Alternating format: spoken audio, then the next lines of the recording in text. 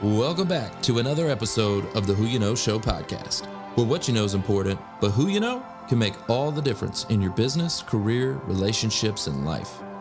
My name is Trevor Houston, and on this show, you'll learn the strategy, grit, and mindset it takes to overcome obstacles so you can level up in your career, recover your cash flow, and live the life of purpose that God intended for you.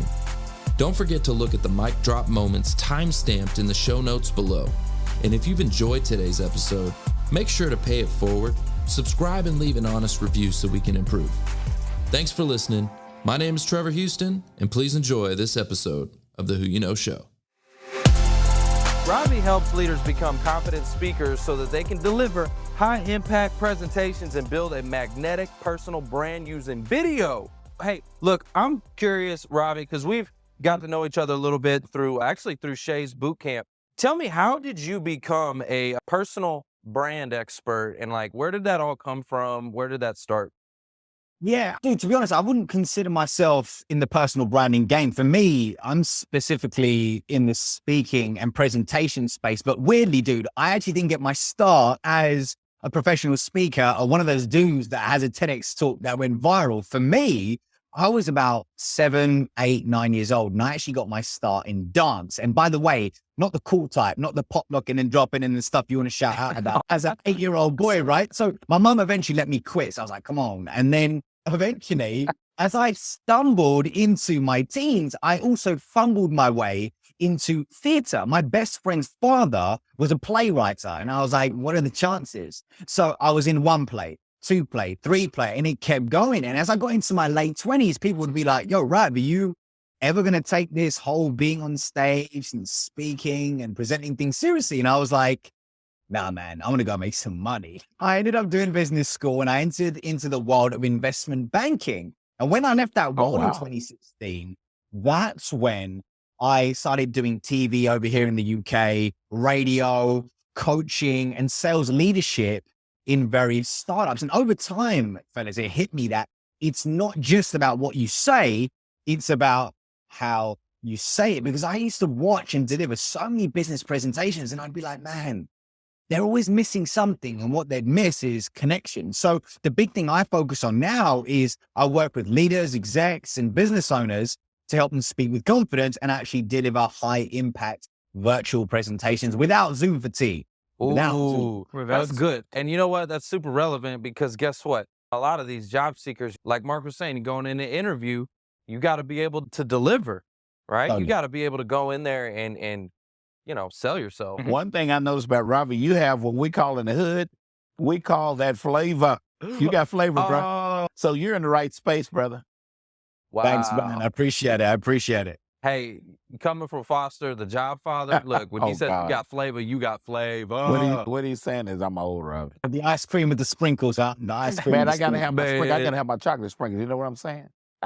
So, Ravi, what do you think about, for a job seeker, right? Starting up a personal brand, how important do you think that is for them?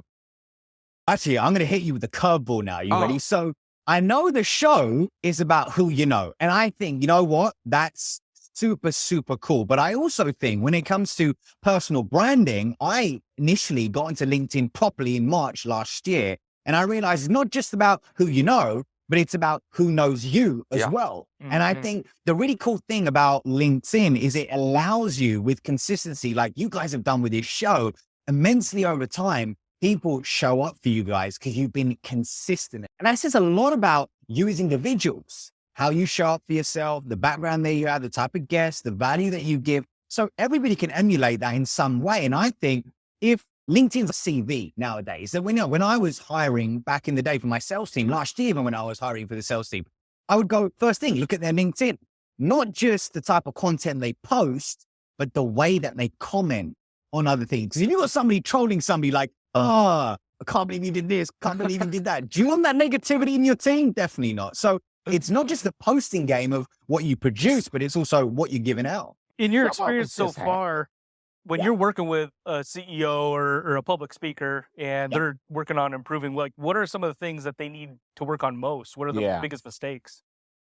I'd say in the virtual world, there's 2 things I can immediately think of straight away. Now, the number one thing is people forget to think of the lens as the eyes of the individual that they're speaking to. Yep. So what they'll do is, if I'm talking to you right now, if I'm looking at you right now, okay, I'm talking to you and I'm having a conversation. But so most people would do that.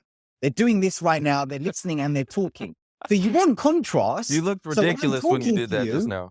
Look through the lens, and when I'm listening to you, I'm looking at you. So you create that contrast, so you don't want to lose that connection with the interviewer. Yeah. Number 2 would be, Trevor, imagine if I come down to Dallas, okay, and I meet you first time, and I'm like, hey, you'd be like, whoa, don't invade my virtual space, man. So it's the same in the world that we're living in now. So here's a quick tip. Take your arm out, put it against the laptop screen, and be at arm's length. Because if I'm over here, it's too far. Right. And the other person is going to lean in to try and project their voice as well. You don't want that. And if I'm too close, you're like, man, I can see that nose hair. So yeah, I got that, B. Exactly, right? So you want to be at a length where it feels comfortable and the fight or flight response in the other person isn't triggered. So I'll say that's tip number 2. Number 3 would be the currency is when delivering presentations, whether you're a CEO speaking to a prospect or a group of people or rallying your team, you need engagement. Now, I talk about something inside of my boot camp, the Powerhouse Speaker Boot Camp, called the Stack the Energy Method. And I know you 3 will like this, right? So think about Kevin Hart.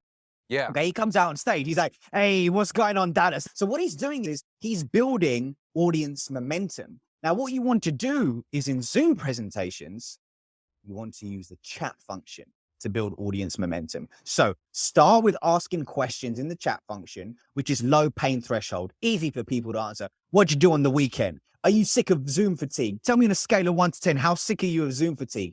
And then you could get to the final question is, what would you like to get out of this presentation? So you understand, am I in the right room? You've got the energy, and then you can hit them with a story to turn the attention into connection. And then you can teach them something. So ladies and gents, type in the chat right now. Where are you from? Where are you dialing in right now? Are you from Texas? Are you from North Carolina? Where are you from? Let me know your name and where you're from. So that could be the first question. And the second question is, then you make people feel like a celebrity. Because you're like, oh, Trevor's from Dallas. What's up, Trevor? And they're like, whoa, I just got called out. And then the third part is, okay, now Trevor, or the second question could be, Trevor, tell me on a scale of 1 to 10, ask a quantifiable question.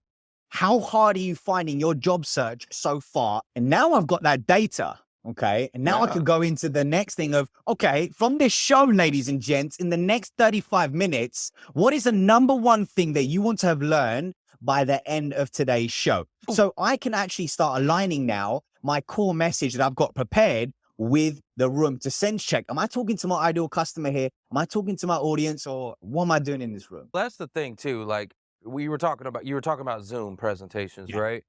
Yeah. And I fall victim of this every once in a while too, because we do so many Zooms where even me as the presenter, sometimes I'm just like, I'm Zoom burnt, right? But you've got to bring the energy because you do. The people on the other end, man, if you want them to pay attention, you can't just do a normal presentation. You have to bring energy. Otherwise, they will zoom out, is what they're going to do. I don't know if you've ever done a presentation in Switzerland. It's a different thing. A lot of comedians that go up there are like, I never know if I'm doing good because everybody just sits there and it's real robotic. You know what's interesting is, so one of the things I would tell clients as well is, in a virtual presentation, after you've done it, go look at the recording and they'll go, oh yeah, I'll watch myself. And I'm like, no, that's one way of doing it. But second thing is watch your audience, how they react to your golden nuggets. But here's the problem as well in a virtual audience. I've had people who look like they are bored out of their mind. But then I get a message afterwards going, oh my God, that was super impactful. So it's not a clean way to test whether your message lands. But if you can watch your presentations back, don't just watch you. That's one way to do it. Watch your audience. Did you have them? Did you really have them? Yeah, no, that's great feedback. Great feedback. Yeah, and my world every day, 5 days a week is Zoom. And some sort of way, I keep that energy. I don't know what it is, but I'm not tired. Trevor gets tired of Zoom. I don't get tired of Zoom. I'm like, hey, let's Zoom. Ravi, we really appreciate you flying in from London, man, to come in here to this Who You Know show. Thanks for listening to the Who You Know Show podcast. My name is Trevor Houston, and if you've enjoyed this episode, consider subscribing wherever you listen and leave us a positive review to help us keep the mics on in the studio. Until next week, that's the show. It's all about who you know.